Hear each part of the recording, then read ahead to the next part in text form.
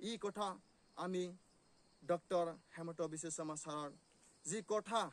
আমাৰ ব্ৰিটিছ আহি পেলাই যি কথা কৈ গৈছিলে সেই কথা আমি আমাৰ ULB সংগঠনৰ পৰা কেতিয়াও একচেপ্ট কৰা নহয় এই অসম আৰু BTCত আমি বম ব্লাষ্ট কৰা হ'ব আমি সেইটো ক্লিয়াৰ কৈছো আমি ষ্ট্ৰংলি কৈছো হেতুকে ULB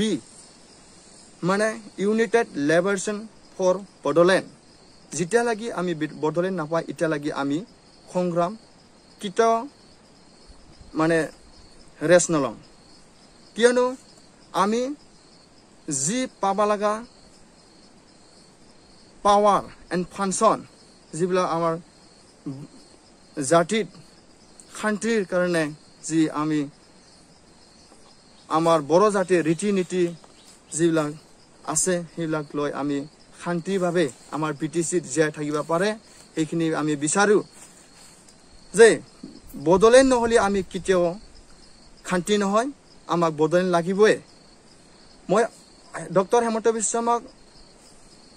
হেতুকে ক্লিয়াৰিফিকেশ্যন ক'বলৈ ওলাইছো যে আমাৰ যি ULB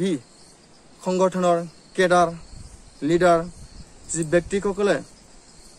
জংঘলত আকৌ একবাৰ ঘূৰি আহিব লগা হ'ল সেইবোৰ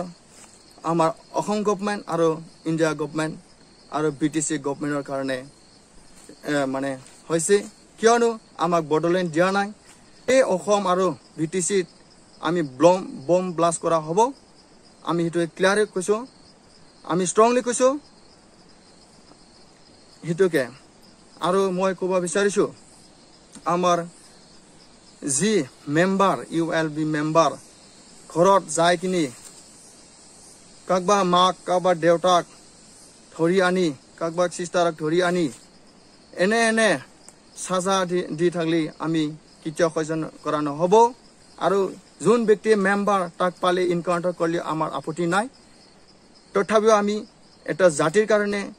আমি জাতিক ৰক্ষা দিয়াৰ কাৰণে আমি এটা সংগঠন যোগদান কৰিছো তাৰ বাবে আমি সংগঠনৰ নামত এটা জাতিৰ ৰক্ষাৰ নামত আমি জীৱন দান দি যাম তথাপিও আমাক বডোলেণ্ড লাগিব যেতিয়ালৈকে বডোলেণ্ড নেদে এতিয়ালৈকে আমি সংগ্ৰাম কৰি যাম Don't forget to like, share and subscribe to East Mojo. For any queries, put them down in the comments section below and press on the bell icon for notifications.